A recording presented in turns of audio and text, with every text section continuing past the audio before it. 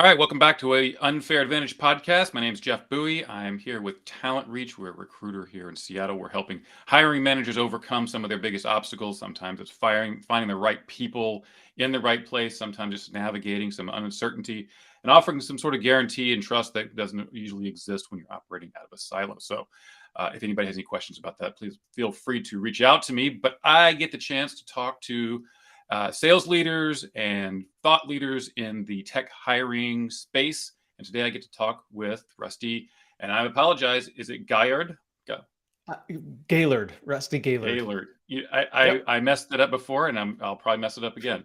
Welcome, Rusty. Rusty, you are a I'm going to give you a chance to introduce yourself because your resume or your background is outstanding. There's lots to recommend it. I'm looking forward to hearing more about your executive coaching and some of the insight that you bring and how it might impact some of the things that people think about while they're navigating some of the economic turmoil. And I also want to pick your brain about some of the more topical issues we're talking about in terms of the banking crisis that we seem to be skating through right now. So, Rusty, take it away. Tell us a little bit about you, what you've been doing, and I'll bring it all back when you're done. Yeah, sounds good, Jeff. Thank you. So I am an executive leadership coach. I work with executives and leaders to help them scale in their business, their career, and their personal success. I really believe that these things go hand in hand. When you're achieving your business results, obviously you're having the kind of impact you want to have in growing and scaling your career. Before doing this, I most recently spent 14 years at Apple, and I joined in 2005 before the iPhone was announced, and worked both in operations and then in finance while I was at Apple, and was there during a lot of the massive scale of the company at Apple. So the iPhone was introduced, and Apple, obviously, it grew tremendously during those years, as well as many of the products that you come to expect from the company today. So I was there through that entire journey, for a period of years, was the director of finance, of sales finance globally. And so I was responsible for the global sales forecast, how many of everything we were going to sell. That was in the years following the iPhone announcement. So obviously a lot of responsibility there. And that's one of the things that's unique about my background, having worked at Apple, bringing that kind of experience, working in a large company, scaling. I bring that combined with some leadership principles and tools, and I bring that to the people that I work with, the companies and the clients specifically, to help them scale. Because if you want your company to scale, you have to scale. You have to do things differently. You have to become a better and stronger leader. And when you do that, that creates the space for your company to achieve the kind of goals that you want to achieve. So that's a brief background on me. I'm happy to talk more about that. But that's at least gives you a little bit of a picture of what I do. That's fantastic. And I'm going to dig into a couple of those other points here in a little bit. I want to go back even farther. You worked under Jack Welch even. So your perspective of leadership in business, I mean, those are pretty incredible opportunities. It was a great opportunity. So that was my first job out of college. I worked at General Electric in an engineering rotational training program when Jack Welch was the CEO, which was great. So I did that for a couple of years, and then I joined the corporate audit staff at GE, which was they're basically an internal consulting group. It was about 300 people globally, and we rotated through all the different divisions of GE back in the day when it was both industrial businesses and financial businesses. So that was a great opportunity, and to be in the room with many of the leaders that Jack Welch trained. I did not actually interact with him personally, as you can imagine, in my first job out of college, but to be in that company and that culture where clearly leadership was paramount. It was first and foremost for everything, for really across the whole company. And that was GE at that point was the company that everybody went to when they wanted to get a good leader. So it was really a great place to start. I left there and went to Stanford Business School, and that's how I ended up in California, where I've been for the last 25 years. Wow, fantastic. All right, I definitely want to pick your brain, try to uncover some of your unfair advantage you might be able to share with some people. But let's talk about the topical thing real quick. There might not be a ton to dig too far into. I think the story's relatively been told, but we've got Silicon Valley Bank crashing over the weekend. We've got what looks like a bailout happening. Mike, and I don't think we need to rehash the story or why, unless you've got some insight that you haven't read about. I think What's from a the technical standpoint, I really have very little to add to the story, but the angle that I'm interested in is, which may not be surprising, is the leadership failure that led to this, right? Because if you rewind, this economy has been brewing and has been developing over more than a year. And Mhm. during that time, certainly the people at Silicon Valley Bank, the leadership, should have seen this coming. During 2022, for 2/3 of the year, they did not have a chief risk officer. So they didn't have anybody in place playing that role. So that obviously is a misstep. The investments that they made at the time were difficult, or were ill-advised, I would say, to make very long-term investments when you've got short-term deposits. But then to not take action, and over the past 12 to 14 months, as this situation was building, until it became too late. And then when they did take action, they didn't communicate it effectively, right? They filed a regulatory filing, which people caught wind of, and everybody started running for the exits. So if you look at this, there was a failure of decision making, there was a failure of having the right people in place, there was a failure of communication about how they handled the situation when it rose. So there were failures on multiple fronts along the way. And all of these come down to leadership, because a good leader not only can manage effectively in an easy environment, but specifically they have to be able to manage in a challenging environment. And it's not like this happened all at once and they had to respond and react. This has been building for over a year, and yet it all unravels in a matter of days. So clearly there's a leadership gap that happened here. it seems to me it's kind of like a when you read about a major jetliner or airplane crash, it doesn't happen because one thing happened. It's like it's a series of events that lead up to this. In terms of the leadership, like what are some of the major failure points? So it seems to me that you've got people who are, for lack of a better word, smart running things. Are they? Mhm. Is that not the case, or is it hubris? Like, what are some of the things that account for these multiple pieces of failure? It's What a great question, and it's interesting you bring up the airline thing, because airlines actually uh, have done deliberate training to make it so that anybody who identifies a problem can highlight that problem. So they've really leveled the playing field from a communication standpoint. Mhm. Most companies don't operate that way. Most companies still have a very hierarchical feel, and people have a hard time giving feedback to their boss. So I'm going to bring this back into the leadership area, because this is one of the things that I work on with the companies and the people that I work with, which is, how do you create more open communication? The leader does not have the best ideas. Of course they don't. The team has the best ideas. But if the team does not feel comfortable or safe sharing their opinion, then you are going to lose out on all of those great ideas, and it defaults to the leader and what the leader is doing. So this is not a matter of intelligence. It's not really even a matter of awareness of what the issues are. I'm sure some people inside of Silicon Valley Bank knew this situation was building, and they knew the risks associated with it, and yet the decision wasn't made. And so that is where it gets very interesting from a leadership standpoint. Does the company have the culture, and is the leader setting the expectation that others on the team are expected to provide their input, are expected to challenge the decisions that the leader is making? Because it's that level of expectation and free kind of communication that makes for better decisions and could have averted this kind of situation. And it's exactly what's happened in plane cockpits over the last multiple decades. Through deliberate training, there are many fewer plane crashes than there were 20 or 30 years ago. Is that the kind of training that you do that's available, that is well documented, or is this a new sort of thing that would be almost like take the model from airline aviation training to financial risk? Yeah, no, I think it's a great question. I'm actually not sure exactly what the training is and how they delivered it inside of airlines. But having been through many corporate training sessions myself, I've been a recipient, I've been on the receiving side of many of these kinds of trainings. My experience is that most of the time when I'm sitting in the room, I'm inspired, and I've got new ideas that are coming to me, and I'm very energized by what I'm learning. But then 3 weeks later, I've forgotten it all. And I Yeah. think that that is the typical path for most corporate training, is that it's wonderful and it's great content, but it's not applied. Yeah. And so that's one of the reasons that I don't, my work with companies and with clients tends to be over an extended period of time, because it's not about learning something new. It's about applying what you've learned.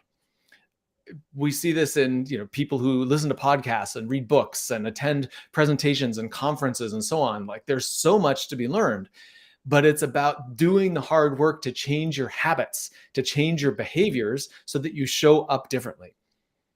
I actually believe one of the critical components of leadership is the ability to learn and evolve and grow, to be the kind of person who's willing to be uncomfortable to learn something new. And it's that willingness to stretch and grow and become a better person to, for example, back to the subject that we're talking about, to invite and welcome feedback. Most people find feedback to be uncomfortable. But as a leader, you have to create the kind of environment where people feel comfortable giving you feedback, or you're building this hierarchical top-down kind of structure that we all know is not as effective as a really cohesive, strong team-based culture. So let me jump in real quick, because that's akin to a lot of things that, I hear people, hiring managers will say, well, I want to hire somebody because they demonstrate curiosity, or, for example. I think what you're saying makes sense, but I also think that everybody would say that. Everybody would say, well, sure, I'm an open leader, or I know that I need to, be more vulnerable or listen to feedback. In your experience, what's one of the sort of like the scalpels that you can use to actually get that behavior built? Well, I think there's I'm going to kind of answer that maybe in two ways, Jeff. First is, if you're interviewing and hiring someone, how do you assess for it? And then the second part is, how do you actually build it? So the first part is from an assessment standpoint. Having interviewed hundreds of people during my career and hired dozens of them, it's really not about what they say as much as what they've done.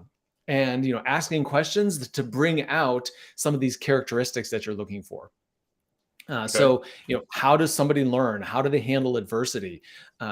What happens when they've failed, right? I mean, these are to some extent stereotypical interview kind of questions. It's something that you would expect to get. But to dig into the details, to get the story, to really ask the follow-up questions, not to just take the surface level first response, but to actually get into the details of the story, so you really get a sense of that person and how they handled it. So from an interview standpoint, that's absolutely important to dig in and get the details, so you really get that felt sense of how do they manage difficult situations. Do you have a specific question or tack you take, and second part of that is, how do you, again, those are great points, but how do you know? Like, what can you share that said, okay, I asked the question about sort of how you handle adversity. What's sort of a follow-up question? Then how do you sort of take it from your gut and bring it into your brain and say, yeah, I feel like I got a winner here? Yeah. Well, first of all, I wouldn't ask the question, how do you handle adversity? I would say, give me an example of a situation in which you were faced with adversity, and what did you do? Now there's opportunity for follow-up questions, because they're going to give you a story, right? And we all learn best through story, and we communicate best through story. So take that story and now dig into it. Well, oh gosh, well, what were you thinking when your boss told you X? And then what did you say? So getting into those kinds of details is what helps you to pick apart some of the skills and the details of what they did in that situation, which gives you an understanding of them. Now, to translate that for your, so you know that you're looking for, sorry, do you prep in advance so you know that you're, okay, I'm looking to make sure that they can check all my boxes type of thing? Absolutely. I mean, certainly the best interviews always start with, what are the criteria you're looking for? And my hiring approach was always to hire the most capable person that I could find, somewhat independent from the responsibilities of the job. Because if you hire, people describe it as hiring the best athlete rather than, the best person who could throw a baseball. I want the best all-around athlete, because that person can learn how to throw a baseball. And I would apply the exact same thinking to work, which is, I want to hire the person who is smart, who learns, who works well with other people, who has initiative, who has some self-awareness, right? So like, go through these characteristics of the kind of person you want on your team. They will be able to learn the job. There are very few jobs, certainly some exist, where you need to have very specific background experience. You need to have done that work before. But in many jobs, that's not the case. if you hire the person who's got the right characteristics, they can learn the job. You said that's interesting. You said something there. They've demonstrated they've done it before. Now, aside from obviously a resume, which they're going to list, and their polished interview because they've practiced, what's the marker that you look for to say, okay, I feel comfortable that they can demonstrate they've actually done the thing I'm looking for in the past, or is it I can see it on the resume and that's good enough? I mean, that's certainly fine. Well, I'm going to go back to the, getting specific examples and asking detailed follow-ups about the examples, because certainly people will be polished in their interview at a certain level. And I think from my standpoint, the point is not to really put the person on the spot, but to have an exchange where you're able to get below the polish and understand what's down there. Because that's who the person really is, right? It's easy to polish something on the surface and the surface looks great. But if you dig down a little bit underneath, you understand, is this just a veneer or is there actually some substance underneath? And so that's where the stories are really important, and the ability to ask follow-up questions and to get specific, but not in a way to try to poke holes in the person, but to be curious, just to understand, hey, what is this person like? How do they handle these situations? Because from my experience, when I'm doing the interview, I find the stories quite interesting and I really try to put myself in it. And I was like, oh, that's interesting. Or, wow, that seems really challenging. I'm not sure what I would do in that situation. What did you do? But being able to approach it not from again, this is another aspect of leadership. How are you approaching an interview? Are you approaching the interview saying, I'm the one who's in charge here and I'm in the power position and I'm going to really put it to this other person? Or are you approaching the interview from more of an equal footing where you say, look, sure, I'm hiring for this position, but I want to get to know this other person and see what they have to bring to the table and see if we could work well together. Those are two very different energies to approach an interview. And they're a reflection of you and your leadership and how secure you are in your position. And I would advocate that looking at the interview as more of an equal relationship of, is this going to be a good match? Will we be able to work together? Is going to be much more powerful, both during the interview process. You're going to have a better result and you likely will make a better decision. But then ultimately, if and when that person comes to work with you, you will have a much better starting point for a relationship where it feels more equal rather than that one up, one down where they can't give you feedback. And that's the kind of situation that led to where we talked about with Silicon Valley Bank. Love it. Thank you. That's fantastic. I always like a little bit of detail below the goals. And it seems like you really have to be emotional. Who is this person as a human, as opposed to how polished can they be in the interview? And again, everybody says, "Oh yeah, I definitely want to do that," but that really helps to zero in on that. Last little bit on the Silicon Valley Bank thing for now is what do you think where we're headed? Is it just going to be a wave we're going to ride out? Doesn't seem like the world's going to end, but what do you think? So the world's definitely not going to end. I do believe it's a wave that we're going to ride out, and there may be more waves behind the first one, but I don't think it's going to be earth shattering. So I do believe we're going to ride this out. But before we move on from Silicon Valley Bank, there's actually one other thing that I wanted to share. And this is a little bit, I've been thinking about this. It may be somewhat controversial, but my perspective is, if you think about the employees, most of the employees of the bank, they're just there doing their job, right? They're impacted by this. And I have some compassion for those people because they weren't part of these decisions, but these decisions impacted them in a pretty severe way. So I have some compassion for them. The leaders of Silicon Valley Bank, as I've said earlier, I find them pretty clearly responsible for multiple failures during the last year and a half. But then you think about the customers of Silicon Valley Bank. And what's interesting there is I have both some compassion for those people, but I also hold them somewhat responsible, because I believe what happened is they fell into a kind of a lazy way of thinking. Right? Like everybody is using Silicon Valley Bank, and we get some benefit from using them because if we have our deposits with them, we get maybe favorable loan conditions and they're part of our ecosystem. So your venture capitalist says, hey, I want all my portfolio companies investing with them. And it becomes a little bit of this closed system. It's not closed exactly, but this intimate system of giving and receiving favors. but also a little bit of laziness around decision making. Because you have to ask, if everybody is doing this, at least spend a moment and just ask why. Is it truly delivering value, or is it just that everyone's doing it without really thinking a lot about it? And is there any risk to following this same path? And so that's relevant for banking, obviously, but it's relevant for any kind of dynamic in leadership. So, if you go back to hiring, and let's just say you're in a company that's just hiring as quickly as it can and just trying to scale and not putting a lot of diligence into the interviews. And you can say, well, that's what everybody else is doing. So why don't I just do the same thing? Like, why should I put any extra effort in? Why do I need to rethink this decision? Because it's already been validated by all the people around me. But I would advocate you should rethink that decision. Spend a moment on it. And maybe you spend a few moments and you say, hey, what everyone else is doing is fine. I'm going to follow them. Great. But take a moment to think about the decision and own it.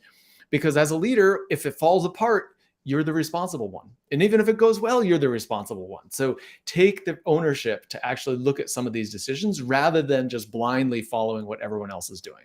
So I think that was a little bit a place where there was a little bit of a breakdown from the customer standpoint in Silicon Valley Bank. Interesting. Yeah, I want to ask a little bit more about some of those leadership techniques, because that's a thing it seems simple, but it could be colossally difficult for your average VC or founder to follow, given the millions of things they already do. But how does who's most affected here? I mean, is this going to change the VC community and the way they invest? Is it going to mostly involve sort of startups over the short term and how they run their businesses? I mean, what's the fallout? Yeah, I think fortunately there's not going to be too much fallout in the short term because immediately from the failure, because they've been made whole. Right. So all the depositors are going to get their money back. In terms of where they go next for banking, I think that's going to be really interesting to see. There's a little bit of a herd mentality. And so will that play out again? And will the situation repeat itself? Or will some of these people have learned from this? And again, like a very simple leadership principle, learn from what happens. Look at the situations like, man, I had all my money in Silicon Valley Bank and thankfully I got it back, but it could have been really ugly. So are you going to go put all your money in the next bank that your VC tells you to go in? Or are you going to have some diversification? Or are you just going to take a few minutes or days or hours or whatever the block of time is, but just a little bit of time to make a deliberate decision so that this cycle doesn't repeat itself? Yeah, that's brilliant. And I want to say, with your approach, do you work mostly with startups, or are they established companies, VC community? Where does your leadership training sort of center, or is it omnivorous? Yeah, so I work mostly with companies that are bigger than a startup, so to some extent startups, but later maybe it's the B round or C round. But I also work with larger companies. I've had clients at Microsoft, Apple, Amazon, so all the large tech companies around. Fundamentally, most of my clients find themselves in a situation where they've got something they want to achieve, but they're not achieving it, and they want to figure out how to get there. It's classic case of what got you here will not get you there. And it's about being willing to say, where is it that I'm going, setting that direction, and then finding the path to get there. So I'll just give you a simple example, which everybody knows about, which is Twitter and Elon Musk. When he first took over Twitter, I kind of was almost like waiting for him to fail. I was like, oh man, this guy is just the bull in the china shop. He's in there shaking things up. It's kind of crazy. He's very impulsive, and so on. And so I was just really kind of expecting and almost like kind of a little bit happy to see things going really poorly initially. But over the last couple of months, what I've come to appreciate about Elon Musk is his willingness to do something new, and then to either continue with that or to abandon it if it's not working. Mm-hmm. And that is a powerful technique, is the willingness to shake things up and try something new. You can have a debate about the scale at which he does that and the he's pretty abrupt and disruptive in the way he does that. So I'm not necessarily advocating that same style of approach, but certainly the willingness to experiment and do something new and see what works and be willing to change when it doesn't work, like that's actually a pretty powerful leadership technique.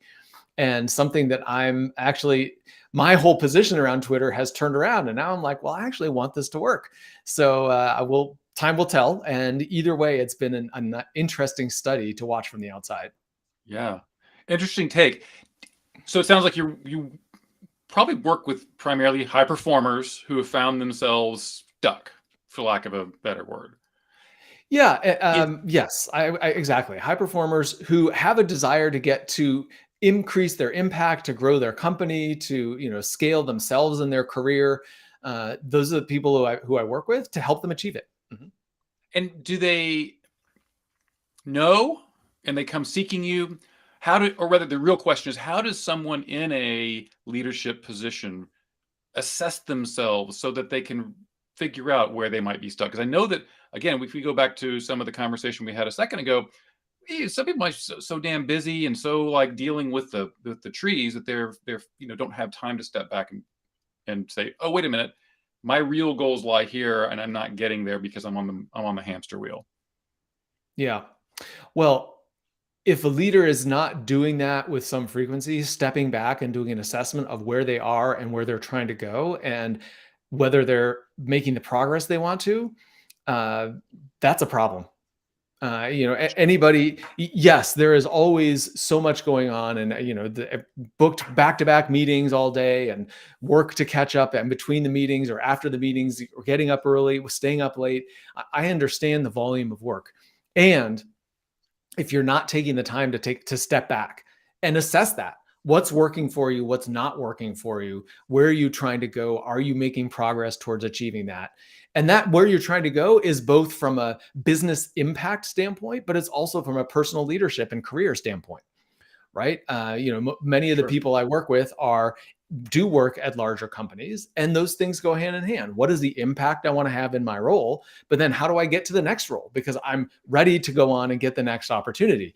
You need to be thinking about both of those things, thinking about and doing an assessment of what needs to happen to accomplish your goals in both of those areas. And are you actually doing it? The problem is most of us say, oh, well, I'll think about that when I get a little break, right? When the pace slows down. But how often does the pace slow down?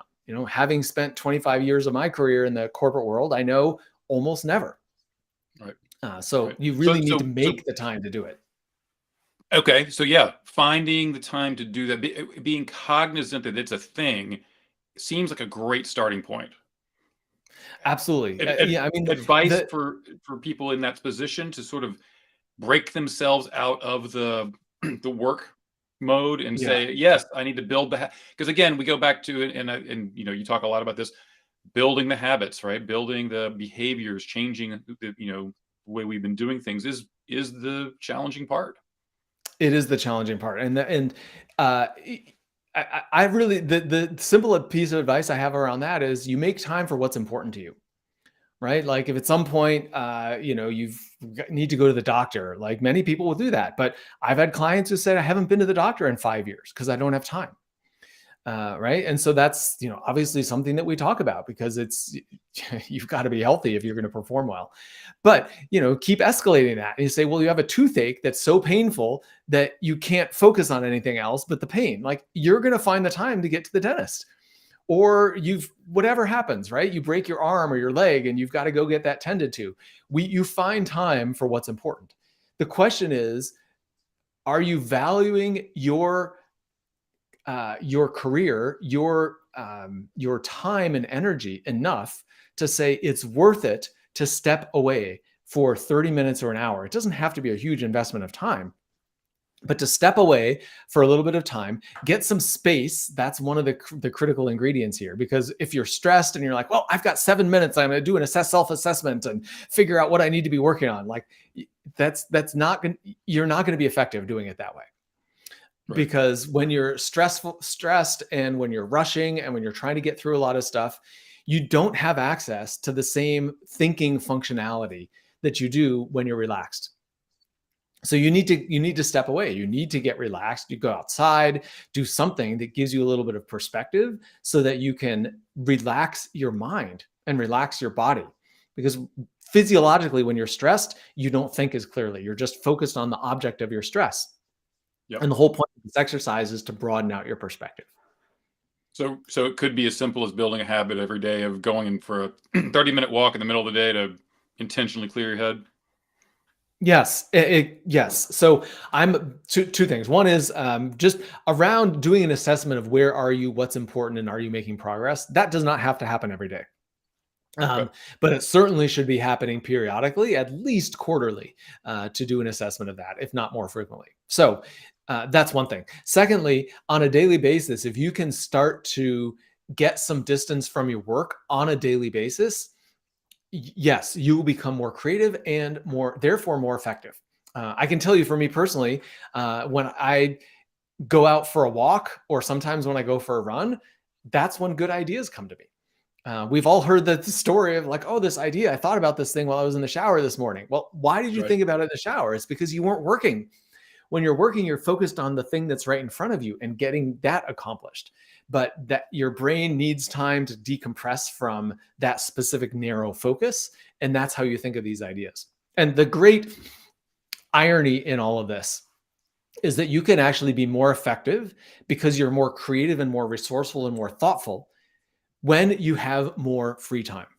Now, that is going to be, for most people, there's like, well, maybe I can kind of understand that, but there's no way I can do that because I've just got too much work.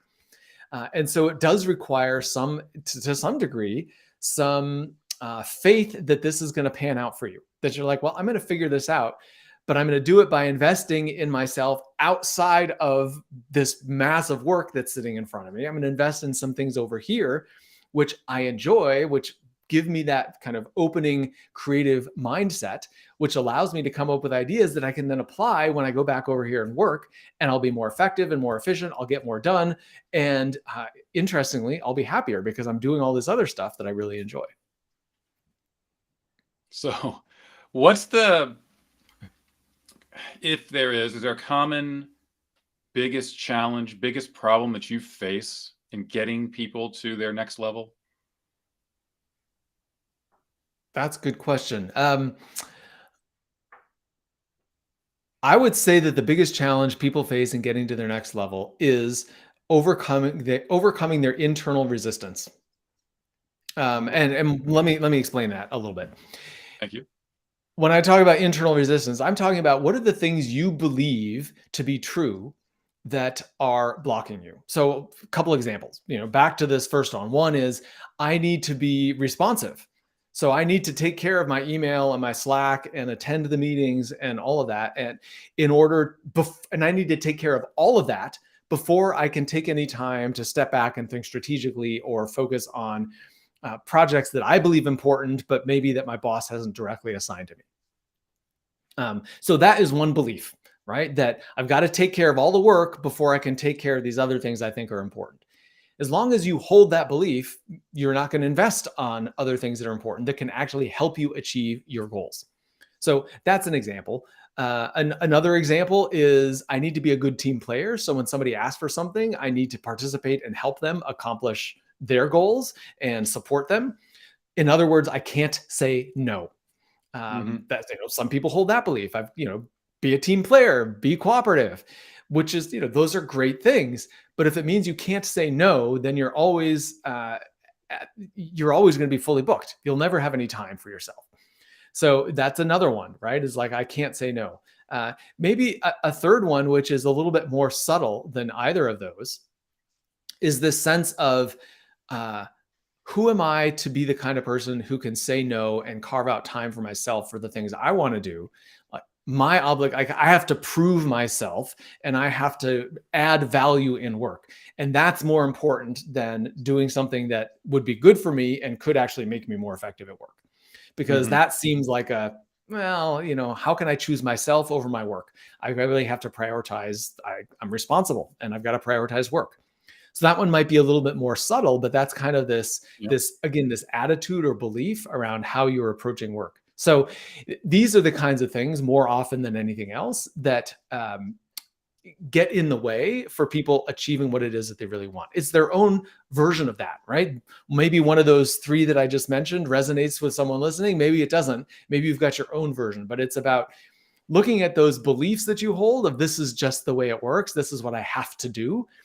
And whenever you find yourself saying that, well, I have to do this, look at that a little bit more closely and say, well, why do I think I have to do this? Do I really have to do this? What is the belief behind that that is causing me to think that it's a requirement?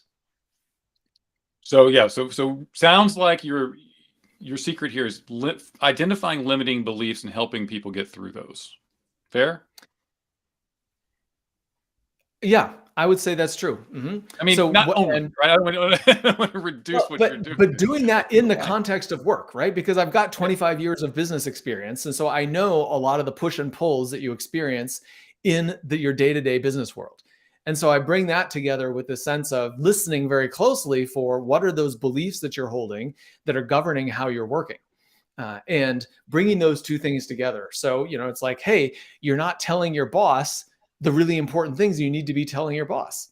Well, of course I'm not doing that because I only have 20 minutes a week with my boss and there's not enough time to get through all the critical business topics that we have and then get to why is this not working? Okay, well, so I understand that. So what's more important? Those 20 minutes of business topics or a better, deeper conversation about why it's not working? Yeah, but I can't do that because, what if it doesn't go well? And it's my boss, like, well, what if she doesn't like me after this, or it creates tension in the relationship? Okay. What are the tools you need to navigate a relationship, a conversation like that, so you can maintain and actually strengthen the relationship by having the conversation and not avoiding it? So it's a combination of, I would say, business experience, understanding the push and pulls and the dynamics that happen, listening very closely and hearing people's internal stories or beliefs that are holding them back, but then also bringing tools to help them, like how to have a difficult conversation, or even how to set a clear picture of what success looks like for you, both in terms of your business impact and your personal career. So it's bringing those tools as well to help people actually execute on what it is that we're talking about. And aside from hiring you, which everybody should do, or maybe reading your book, what are or maybe your book's a good resource. What other resources do you kind of refer to people? Say you're in a high performer role, and maybe you feel a little bit stuck, dig into this particular resource. Yeah. I'll be honest. I don't think there's a single resource that really makes a difference. I think that fundamentally this growing in your career and achieving your goals comes down to two very simple but powerful things. Number one, where are you spending your time? And that's your calendar, right? Like, look at your calendar. You just ask yourself, where are you spending your time? And if there's nothing on your calendar that reflects investment in your goals, investment in yourself, that's a problem. You need to look at that. So that's the first piece, is where you're spending your time. Second piece is, who are you talking to on a daily basis? Who's in your inner circle, right? For most of us, that's the people we work with on a daily basis and perhaps our family. I will tell you that neither of those are good resources to help you achieve your goals. One, the people you work with, they've got their own motivations, their own agenda, and most of the time they're focused on work. Family, interestingly, is also not a great inner circle kind of resource because they also have a strong stake in you and your performance. And they've got their own opinions of what that looks like. If it's your spouse, they may be wanting you to have the most safe and secure job because they've got their own concerns, as an example. So having someone in your inner circle that you can talk to on a regular basis, whether it's a coach, whether you hire me, whether you hire someone else, whether it's a group of friends, but having some place where you can have conversations about what it is that you're trying to accomplish, what's working, what's not working, what you think is holding you back, what some of your fears or uncertainties are. But if you don't have a place where you can have these conversations, that's going to be limiting you. Right? We are fundamentally social creatures. We can't see ourselves the same way we can see someone else. And so you can do as much work as you would like to, but if you're doing it on your own, you're never going to be as effective as if you're doing it with someone else. Those are two fantastic points. Because I've been a big fan of coaching or peer groups for a long time. And I can't imagine anybody being able to be successful without something like that. And obviously that could be somebody in your network who you just trust implicitly and spend a lot of time with. But Sure. we know that they also have lives, so a lot of times those groups are available and pretty critical. Well, just a quick note on that, Jeff, is the way I got into this line of work actually was because I set up a group like that. It actually wasn't business related. I was getting divorced and I couldn't do it on my own. I needed more support. And I set up a group. And so we met every week for a number of years. And that's where I learned the value of, oh my gosh, being in a community of people who are all striving to achieve their goals, and where you can talk about your challenge and your opportunity, it's transformative. So it doesn't have to be working with a coach. A coach is a great way to do it, but it doesn't have to be that way, right? It can, as you said, but finding that community, finding a group of people where you can have a conversation about your goals and what you're doing or not doing to achieve them, right? So you're going to get some accountability out of that too. That's all. Yeah. And there you go. That level of accountability is hard to come by, especially in a leadership position, isn't it? It is. Leaders are lonely. They have very few people that they can talk to. You always have to question, can I talk about this with someone else, and who can I talk about it with? So that position of being a leader is challenging. And so it's all the more important for a leader to have that place where they can have these conversations and have a debate, right? It's a thought partner. It's somebody to help them, a trusted advisor, to somebody help them think through the decisions that they are responsible for making. Yeah, for sure. That's great stuff. All right. Let's sort of wrap it up a little bit. Put on your, pull out crystal ball, put on your wizard's hat. Like, where are we going in the tech community, wise for 2023? It's obviously we have this landscape of layoffs and bank failures and the Fed's working to reduce inflation, but the hiring market is still strong. Like, any thoughts about where we're headed with this in the next 6 to 8 months? I'm going to answer that question a little differently, which is I would worry less about where the market is heading and what's going on in the environment, and be more deliberate and thoughtful about where you're heading, both with your business and with your career. And plenty of companies have been started in economic downturns. Some of the biggest names and most successful companies that just to take an example, Uber, for example, was started after the 2007, 2008 downturn. So lots of companies start during difficult times. The question is not the environment. The question is, what are you doing? And are you taking proactive action? Back to what we were talking about. Do you have time on your calendar to move forward towards your goals?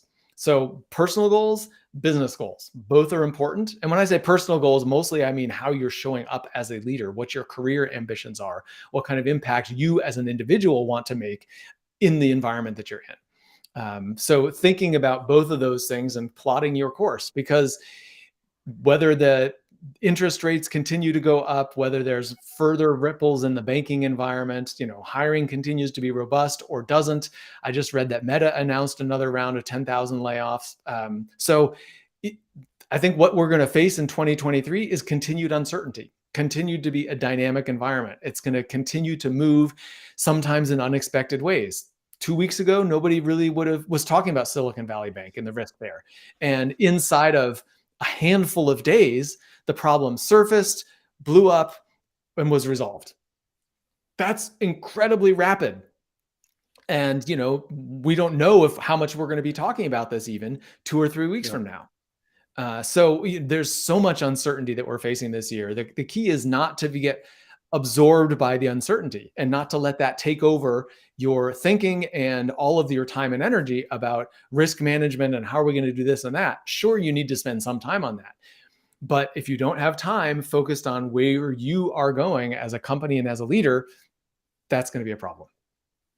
Yeah. It's so good. We talk a lot about, this is a great time for, it's a great opportunity. There's a great lot of opportunity out there right now, right? It's just, people are doing the opposite and sort of waiting to see what happens. And we're seeing a lot of people who are stepping on the gas and taking advantage of some of these gaps, even though it's Yeah, and it's uncertain. that requires courage. Well, it requires vision, first of all. It requires a direction, right? Where am I heading? But then it requires courage to do it, to step on the gas and take the action. And Yeah. so I go back to somewhat what I talk about as the fundamentals of leadership. And those are two of the critical elements. One is having a picture of what does success look like. That's your vision. The second is courage. That's the stepping on the gas and being willing to do it. And the third element is resilience, because it doesn't always go the way you want it to go. So you need to have some resilience. And then the last two are self-awareness. So you understand where you are in this whole picture. And then compassion, because how you interact and lead other people matters. Man, I can't think of a better way to close it out. That's awesome. Thank you. Of course. Yeah. I'm going to throw up your LinkedIn info. Is that okay? Please. Yep. So if anybody wants to contact Rusty, there you go. Thank you for having it just be your name and not the long string of numbers after it, which we see sometimes, which makes it hard to transcribe. Is there anything else? Try to make it easy. Anything else I've left out? Anything last little bits you want to touch on? No, this is great, Jeff. I appreciate it. I think that if I were to leave everyone listening with one thing, it would be to, despite the fact that you're super busy, is to take some time to step away, because it's that stepping away time that allows the dust to settle and allows you some clarity to see what you're doing, and are you going in the right direction, and are you taking the right steps to help you reach that direction that you're heading in. But if you don't take the time to step away, you're never really going to get that real clarity of thought. Awesome. It was great having you. Please come back again soon. Thanks, Jeff. Talk soon.